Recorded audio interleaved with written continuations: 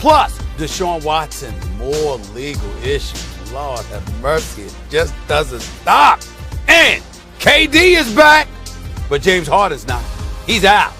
What does that mean for the Nets, Brooklyn Nets? More on that in a minute. First takes in the house. Let's get it. We're playing with Kevin Durant, James Harden. We know what the outside world expects of us. Oh my God, this is going to be such a problem. Coming for the top, but who gon' say a word to stop us? On the squad, don't fit no competition. Hold up, stepped on our greatness long enough. Now we gon' run the store up. Our games and our skills, they speak for themselves. The Durant dunk with a purpose. It's going to be pretty tough for a team to stop us. Who gon' stop us now? What's up, everybody? Welcome to First Take. It's Wednesday. I'm very happy to be back here with you guys. I'm Charlie Arnold. We got Max Kellerman. We got Stephen A. Smith in the house. And Stephen A., hold on. I know you have something you want to get to before we talk about the Nets. So, floor is yours. Yeah, I want to get to this. Yo, Max.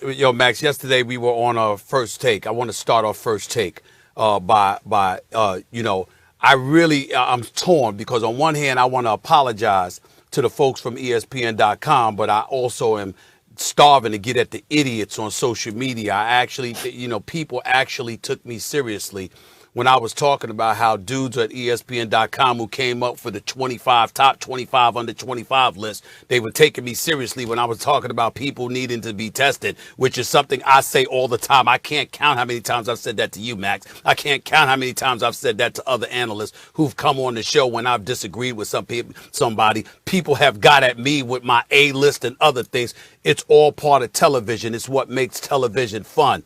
And I was just having a good time. And then lo and behold, all over social media yesterday and in some other places, people were literally looking at it. And then you're talking about Bobby Marks and others who've put together the list and basically saying Stephen A. disassociates himself from folks and doesn't want anything to do with them. Stop.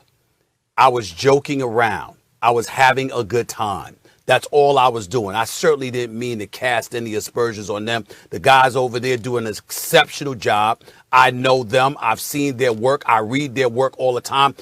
A lot of times we use the subject matter that they write about to create topics for ESPN on First Take and various other shows. So, of course, we have profound respect for them and what they bring to the table. And for the record, let me say to the audience, I haven't spoken to any ESPN executives or anybody about this kind of stuff. They know better than coming at me with something this trivial. I just felt the need to address it because obviously I've seen stuff on social media. I took the liberty of speaking with Adrian Wojnarowski last day, who does a lot of work and knows a lot of these guys. Obviously, he's the ultimate insider. I appreciated his perspective. I respect the hell out of him and what he brings to the table. So I just wanted to take a moment to make sure to apologize to those guys at ESPN.com and to also make sure everybody understands I'm playing around. Do I like the list? Hell no. I meant what I said about the list. I disagree with them. But everything else I was saying was just fun. They could have come on First Take and debated it with me. Hell, they still can. They are more than welcome to do so. It would make good television. It would be a lot of fun. That's what we is. That's what we are. ESPN, the entertainment and sports programming network. Sometimes people outside forget that. So I just want to make sure to remind everybody, and I apologize for any inconvenience that I may have caused to those folks at ESPN.com, because I certainly didn't mean it that way. That's what I wanted to say. Social media. It's such a lovely place, isn't it? I mean, can I just say something, Charlie? Yeah. I get it. If colleagues are like maybe taking something the wrong way, absolutely do what you have to do. You shouldn't. I mean, are you actually sitting here having to explain to people on social media that when you say some colleagues should be tested, that you don't mean it literally? Is that where we are? Or disassociating myself from my colleagues who I have profound respect for, who do great work for us. Clearly, I was joking. I was just saying I disagree with the list. But evidently, people took it the wrong way. So I just want to make sure that everybody understands what I come from. And I want to emphasize, no boss came up to me, asked me to apologize. They know better than that. You got to come to me. You come to me with that stuff, you better come correct. That is not the issue here. I'm just going to be sensitive to those who have found themselves in precarious situations because of my words when I was clearly joking around. That's all I wanted to say. Well, you're an entertainer. That's what you do. All right. You play some games. But speaking of playing games, guys, it seems like there's some games being played right across the river in Brooklyn with the big three, because we can never seem to get them all on the court at the same time, and that is the case again tonight. So there is some good news. Kevin Durant is likely to return in tonight's home contest against the Pelicans after missing the past 23 games. There's bad news, though. James Harden, he's going to miss at least 10 days with a hamstring strain. So let's talk about two of the big three in Brooklyn. Max, I'm going to start with you. Who do you think is more critical to their success? Is it Harden or is it Durant? The answer is James Harden. And I want to be very clear about this. KD is the best player on the Nets. Kyrie is the most skillful player on the Nets. The most important player on the Nets is James Harden, because he conducts the whole orchestra. He is the conductor. And if James Harden by himself can beat some of the best teams in the Western Conference, at least in the regular season, this dude this year is showing a level of basketball genius. You know genius when you see it, right? LeBron James, when we were kids, Stephen A., Magic and Bird, the way they see the court. But let me tell you something.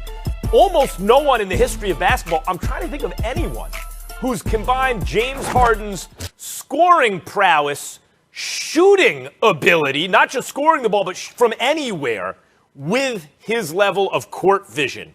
And on this team, leadership. Larry Bird, but Bird won the point guard. Bird's not going to take the ball up every time. Right now, Jokic, again, he's a point center. Some backcourt player who's been able to do it like James Harden. You look at LeBron James. LeBron doesn't shoot like James Harden. I'm not saying he's better than all those guys. I'm saying he combines it all in a package maybe we've never seen before. And on this Nets team, let me tell you something. Kyrie and KD, I wasn't picking them to win the championship. I wasn't picking them to get out of the Eastern Conference. Not the way Philadelphia looked, the way Embiid's been playing, not the way the Bucks, with the additions they've made have looked recently. I wasn't picking them to get out of the East. But when you added James Harden, they were unstoppable with just Harden and Kyrie. Now you're going to add KD. Harden's the guy who makes this whole thing go. He's their most important player. Max Kellerman, let me tell you something, man. Let me tell you something. Now, look at me, Max. Look at me and put me on that split screen and turn off these highlights for a second, because I want Max to look at me. You understand what I'm saying? Oh. Max Kellerman, I should be tested. You should be tested. You should be tested, Max. Are you okay with that? Are you okay with that, Max? Social media right you okay with that? You should be tested. Wham! Okay, you should be tested, okay? I'm going to tweet it. Wait a minute. I'm tweeting it. Stephen A. said here we go. You should be tested. Go ahead. I'm just going to send out a Max tweet. Kellerman. All right, that's just the way it is. Here's the deal, y'all.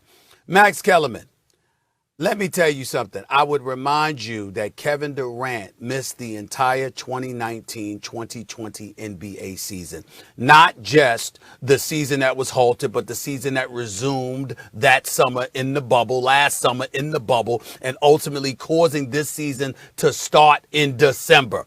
That Kevin Durant that was out damn near 18 months because of an Achilles tear came back, Max Kellerman, and in the 19 games that he played, and the 18 games that he started, because one game he didn't start because they were telling him he couldn't play because contact tracing and all of this other stuff. Then he played, and then they pulled him from the damn game.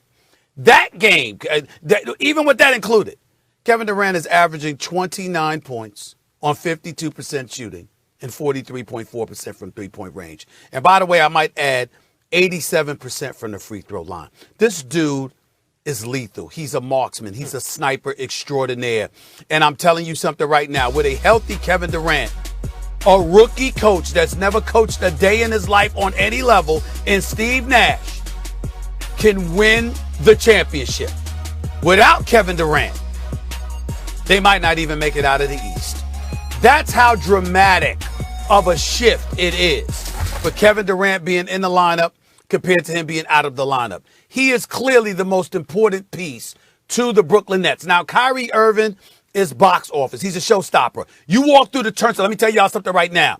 If Kyrie Irving looks you in the face and tells you he wants to play or gives the impression that he wants to play, That's all you need to see or hear to know he's the greatest show in basketball. Kyrie Irving is box office. You walk through the turnstiles to watch the show he will put on. Make no mistake about it. And he's been spectacular this year. James Harden, we know how big time he is and playing the best ball of his career. And as far as I'm concerned, is a legitimate top 2 league MVP candidate. But that would not be the case if Kevin Durant were healthy and Kevin Durant were playing these last 27, 28 games. You understand? Because we are talking about KD. He's just on another level. And with him, they could potentially be champions. Without him, they might not even win the conference. It's that dramatic of a shift. And to me, it's that simplistic to point to the fact that Kevin Durant is more important to them. I'm not trying to throw any shade on James Harden, who is spectacular. Again, top 2 league MVP candidate. I'm just talking about when you look at the Brooklyn Nets and what the expectations are. The expectation is the chip. The expectation is the chip. And that's only because Kevin Durant is there. If Kevin Durant wasn't there, Matt, even with Harden and Kyrie playing the way that they're playing, you sit there and say they'd have a chance. But nobody will sit up there and say the expectation is for them to win the chip. KD shifts the balance of power that dramatically. Well, I'll say this. I think KD and Kyrie aren't favored to win the chip this year if LeBron and AD are healthy. Obviously, any one of those 3 guys will put it over the top because any 2 of those guys are already a whole lot. And KD is the best player. But let me give you some numbers, Stephen A. Sure, please. Without KD playing, just Harden and Kyrie, they're 16-3 this year. 16-3. With only Harden, they're 4-2. They're 20-5 without KD, but 16-3 when Harden has Kyrie with him. See, the thing about Harden is this. Hold on, Max. I'll pause for a second. Can do I got a question. Hold on, I got a question for you. I just want to make sure. I want to put the world on pause because this is news flash right here. Big news, breaking news. Is Max Kellerman prioritizing regular season? Is that what you're doing? No. Are you sure? No, but it is some evidence. I'm just saying. You know how you are. Some evidence. I don't mind. But you know how you are. I'm not. No, I'm not prioritizing regular season. I'm saying it's what we have to go by right now. And I'm not positive Harden can get it done in the playoffs when it matters most. I need to see it. But he's trending in that direction. And let me say this. Kyrie, I said earlier, is the most skilled. Harden can shoot and pass it. Kyrie can do all those things. But Harden combines it with a court vision and wisdom. When to deploy those skills, that's different. That's why Kyrie knew, because Kyrie is smart, goes, okay, you're the point guard, I'm the off guard. He could see the way Harden conducts the whole orchestra off ball when they need to, and he can score from anywhere and all that stuff. KD is 7 feet tall. So, of course, he's the best player because he can also do it all, but he's not normally going to initiate your offense. Harden is the key. Stephen A., when all 3, just Harden and Kyrie, forget the 7-footer who can do everything, will challenge at least in the East, if not for the whole thing. Again, 16-3 without KD. You add KD, I'm telling you right now, no one, it doesn't matter if the Lakers, anyone's healthy. If the Nets are all healthy, I don't see anyone taking them 7 games in the NBA. Well, first of all, Captain Obvious, nobody needs a soliloquy from you when it comes to talking to us about the skill set that involves James Harden, Kyrie Irving, and Kevin Durant. That's number 1. Number 2, it's nice to hear you say that Kyrie Irving is smart because you spent quite a few years questioning his intelligence because of his comment about the earth being flat. You never let it go. I'm just saying. That's you. I'm just saying. But you didn't have to live on it for years. But you did. 2 + 2 is 5. What am I going to call you a genius? You wouldn't let it go. That's all I'm saying. You wouldn't let it go. That's number 2. Number 3. You talked about how the Brooklyn Nets wasn't even going to get out of the East because of their defense. I told you all it needed was marginal improvement, and you'd see. And all of a sudden, you've come around. That's number 3. Number 4, let me remind you. Marginal? Say what? What you talking about? It's not marginal. What you talking about? It's not marginal. It wasn't marginal improvement. It was enormous improvement. No, it was marginal. It's continued to improve, but you jumped on the Nets bandwagon, what I'm saying, after marginal improvement. I'm not saying it's only marginal improvement now, Fair but enough. you jumped on their bandwagon when it was marginal, which I told you was going to happen, because when you can score like that, you don't need to play stout defense all the time. You can still they can actually give up 119 points a game and still win. This is who they are. And so when you look at it from that perspective, understand this is what they're bringing to the table. In the end, the X factor is KD. This dude is that dude. If you have him healthy, you can win the chip with Harden and KD. You can win the chip with Kyrie and KD. You cannot win the chip without KD, with Harden and Kyrie. You can't do it. You're not going to. Maybe with Kyrie and KD. Maybe. I don't think your odds are that much better, Kyrie and KD, than Kyrie and Harden based on what I've seen. Stephen A., let's not forget. What? KD wasn't playing when it was just Kyrie and Harden. They went to the West Coast and beat up those Western Conference teams on a road trip with just Harden and Kyrie, sometimes no Kyrie. You're shocking me here. You're telling me that the odds are not that great of a difference with Harden and Kyrie compared to KD and Kyrie? Is that what you're telling me? That's right. Are you insane? That's right. I wouldn't pick Are you Kyrie. insane? No, I wouldn't pick Kyrie and KD to win the whole thing this year. Harden wasn't on this team. I don't think the Nets would win the championship this year. With Harden, I don't think they can lose. That's not what I'm asking you. That's not what I'm asking you. I'm saying, forget the championship for the second. I'm saying stick to the odds. Are you telling me that the odds are literally slim in terms of difference between Kyrie and Harden and Kyrie and KD? That's insane. Yes. That's insane. That's what I'm telling you. Oh, Yep, God. I'm telling you. Oh, Lord. That's what I'm telling you. You should be tested.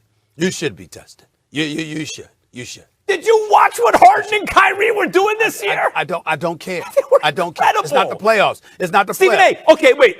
You know what? Okay. Whoa. You got me there. That's assuming Harden continues to improve in the playoffs. But based on the evidence from this season, Stephen A., KD basically hasn't played. They have the best record in the East. He hasn't gotten there yet. They got the best record in the East. The difference for the Lakers was Anthony Davis, okay? Because you know what he brings on both ends of the floor, particularly defensively. You look at the Greek Freak. You know what he brings, okay? You look at the Joker. You know what he brings. Tell me one team in the entire world that has an answer for a healthy Kevin Durant. There is no answer. There is no answer. Zero. Not on a team with Harden and Zero. Kyrie, there's not. Zero. And there's no answer for Kyrie either if he's got that kind of help. There's no answer. Not for Kyrie. Yeah, but you know why? You know why? Because the guy asking the questions is Harden. He's the guy with the ball in his hand. What y'all going to do about this? What are you going to do about that? Step back three, get to the line, feed the right guy, and also has the gravitas, has the respect that you need to decide the flow of the game. That's KD. That's Kyrie. Sometimes this guy's getting the ball. Sometimes that guy. Sometimes it's going to go to Joe Harris. Harden makes those decisions and won't be questioned because he's so masterful running the offense. You can say that all you want to, but when you've got a guy like KD who's 6'11" with a 7'6" wingspan and can pull up from 30 on the regular, there is no answer for that. Lots of questions, lots of answers. It's test time, ladies and gentlemen. Guys, get this. The Big Three have only played 7 games together this season. The last time was on February 13th. So we can debate their individual talents all we want. We know the biggest shift going to occur when they finally get on the court together. And we got some good basketball going on tonight, guys. We have a Wednesday doubleheader on ESPN and the ESPN app. Zion and the Pelicans taking on Kyrie and the Nets at 7:30 Eastern. Then